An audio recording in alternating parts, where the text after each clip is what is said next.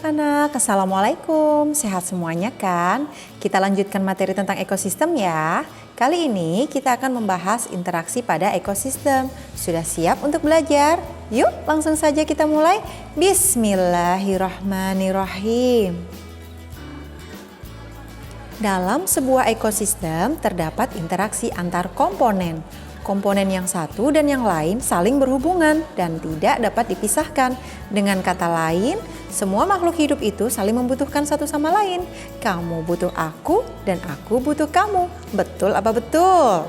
Ada interaksi yang saling menguntungkan, interaksi yang merugikan salah satu pihak, dan interaksi yang tidak berpengaruh terhadap satu dengan yang lainnya.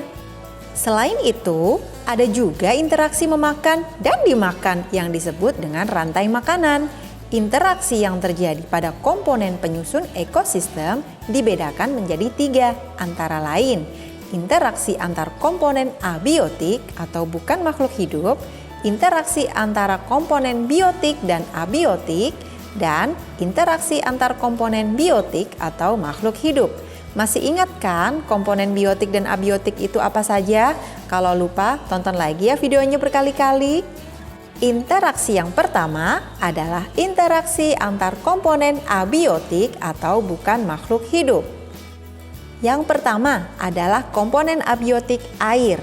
Air memiliki peranan penting untuk melarutkan segala macam zat. Lumpur dapat terbawa oleh air dan mengendap di suatu tempat. Berikutnya adalah cahaya matahari.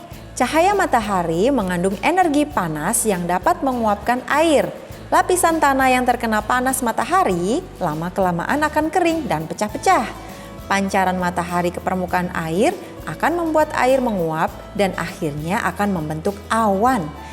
Kumpulan awan akan berinteraksi membentuk awan yang lebih besar dan menghasilkan kilat. Selanjutnya, air akan kembali turun ke bumi dalam bentuk butiran hujan. Interaksi yang kedua adalah interaksi antara komponen abiotik dan biotik atau makhluk hidup. Contohnya adalah interaksi cahaya matahari dan tumbuhan. Cahaya matahari merupakan sumber energi utama bagi makhluk hidup di bumi. Cahaya matahari memegang peranan penting dalam ekosistem. Tumbuhan membutuhkan cahaya matahari untuk melakukan fotosintesis. Selain cahaya matahari dan tumbuhan, ada juga interaksi antara air, tanah, dan cacing. Air yang terus mengaliri tanah menyebabkan tanah menjadi lembab, dan tanah yang lembab dapat menjadi tempat hidup cacing tanah. Contoh yang ketiga adalah interaksi angin dan bunga dandelion. Angin juga berperan penting bagi ekosistem. Angin membantu proses penyebaran biji tanaman dandelion dan membantu penyerbukan pada bunga. Interaksi yang ketiga adalah interaksi antar komponen biotik. Interaksi antar komponen biotik ini dibedakan menjadi 6 jenis, antara lain simbiosis mutualisme, simbiosis parasitisme, simbiosis komensalisme, kompetisi, netralisme, dan yang terakhir adalah predasi. Wah, kira-kira seperti apa ya interaksinya? Mau tahu? Yuk langsung saja, let's check it out. Simbiosis mutualisme. Simbiosis mutualisme yaitu interaksi atau hubungan antar makhluk hidup yang saling menguntungkan. Contohnya adalah lebah dan kupu-kupu dengan bunga. Lebah dan kupu-kupu menghisap nektar atau sari bunga sekaligus membantu penyerbukan pada tumbuhan berbunga. Contoh yang lain adalah interaksi antara kerbau dan burung jalak. Juga merupakan contoh simbiosis mutualisme. Kerbau diuntungkan karena burung jalak memakan semua kutu di badannya, sehingga badannya terbebas dari kutu penghisap darah. Interaksi yang ketiga adalah simbiosis parasitisme. Pernahkah kalian melihat tumbuhan tali putri yang menjalar pada tanaman tetehan? Tali putri ini bentuknya menyerupai benang yang tumbuh melilit dengan mengambil nutrisi dari inangnya atau tumbuhan yang ditempeli. Oleh sebab itu, tali putri merupakan parasit yang merugikan tumbuhan inangnya. Tali putri diuntungkan, sedangkan tanaman tetehan dirugikan. Jadi, simbiosis parasitisme itu adalah interaksi makhluk hidup di mana yang satu diuntungkan dan yang lain dirugikan. Contoh simbiosis parasitisme yang kedua adalah benalu. Pasti kalian pernah melihat tanaman yang merambat pada batang pohon mangga seperti ini kan? Nah, inilah yang disebut benalu. Benalu sama seperti tumbuhan tali putri yang bersifat parasit karena sama-sama menempel pada tanaman lain dan menyerap nutrisi tumbuhan inangnya sehingga keberadaannya merugikan tumbuhan inangnya. Interaksi yang ketiga adalah simbiosis komensalisme. Interaksi antara ikan hiu dan ikan remora ini merupakan contoh simbiosis komensalisme. Mengapa demikian? Karena ikan remora kecil ini diuntungkan, sedangkan ikan hiu tidak dirugikan dan juga tidak diuntungkan. Ikan remora ini selalu bergerombol dan menempel pada ikan hiu. Ikan remora diuntungkan karena mendapatkan makanan dari sisa-sisa makanan ikan hiu. Selain itu, remora juga aman dari pemangsa. Bagaimana tidak, pemangsa lain tidak akan berani mendekati ikan hiu yang ganas. Contoh komensalisme yang lain adalah interaksi yang terjadi pada tanaman anggrek dan pohon yang ditumpangi ini. Ya, karena tanaman anggrek diuntungkan sedangkan pohon inangnya tidak dirugikan dan tidak pula diuntungkan. Jadi kesimpulannya adalah simbiosis komensalisme merupakan interaksi antar makhluk hidup di mana yang satu untung sedangkan yang lain tidak dirugikan dan tidak diuntungkan. Interaksi yang keempat adalah kompetisi. Kompetisi adalah jenis interaksi antar organisme yang saling bersaing untuk bisa bertahan hidup. Yang paling diperebutkan adalah kebutuhan hidup. Makhluk hidup akan saling berebut kebutuhan hidup apabila sumber daya yang dibutuhkan menipis dan tidak mencukupi. Dalam hal ini, yang paling sering diperebutkan adalah tempat berlindung, sarang, sumber makanan, dan juga pasangan untuk kawin. Contohnya, kuda Nil yang saling bertarung memperebutkan tempat hidup. Contoh kompetisi berikutnya terjadi pada tanaman padi dan gulma atau rumput liar. Ada juga kompetisi antara tanaman ubi rambat dan rumput. Mereka saling berkompetisi dalam memperebutkan cahaya matahari, tempat hidup, dan nutrisi. Interaksi yang kelima adalah simbiosis netralisme.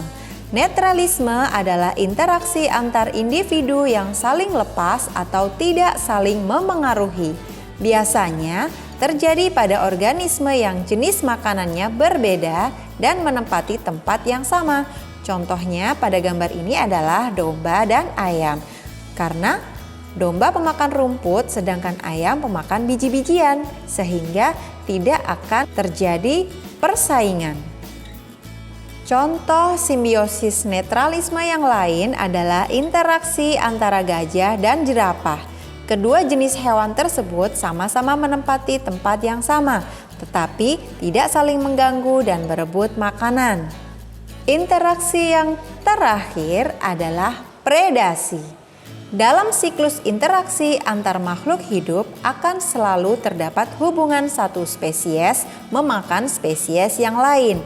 Dengan kata lain, predasi adalah bentuk interaksi antar spesies di mana satu spesies memakan spesies lainnya. Dalam aktivitas ini, yang berperan memakan konsumen disebut predator, sedangkan pihak spesies yang dijadikan makanan disebut sebagai mangsa. Contoh predasi yang lain adalah seekor singa yang memangsa antelope. Dalam hal ini, singa disebut sebagai predator, sedangkan antelope adalah mangsanya. Peristiwa memakan dan dimakan inilah yang membentuk rantai makanan. Perhatikan gambar rantai makanan berikut ini. Rantai makanan menjelaskan bagaimana organisme yang berbeda saling memangsa satu sama lain untuk bertahan hidup. Rantai makanan ini terdiri dari produsen, konsumen, dan pengurai. Tumbuhan hijau di sini adalah rumput sebagai produsen yang menyediakan makanan bagi konsumen tingkat 1, yaitu belalang. Kemudian Katak sebagai konsumen tingkat 2 memakan belalang. Katak dimakan ular sebagai konsumen tingkat 3. Kemudian ular dimakan oleh burung elang sebagai konsumen puncak. Ketika elang sudah tua dan mati, maka bangkai elang akan diuraikan oleh pengurai, yaitu bakteri. Perhatikan piramida makanan berikut ini. Pada piramida makanan terdapat beberapa tingkatan di mana setiap tingkat dari rantai makanan disebut dengan tingkat trofi atau tingkat tropik. Tingkat trofi pertama selalu diduduki oleh tanaman hijau atau produsen, sedangkan trofi kedua diduduki oleh hewan herbivora sebagai konsumen pertama. Trofi ketiga adalah hewan karnivora sebagai konsumen kedua, dan trofi keempat adalah hewan karnivora sebagai konsumen ketiga atau konsumen puncak. Semakin ke atas, jumlahnya semakin sedikit, dan semakin ke bawah, jumlahnya semakin banyak, karena tingkatan paling bawah adalah sumber makanan.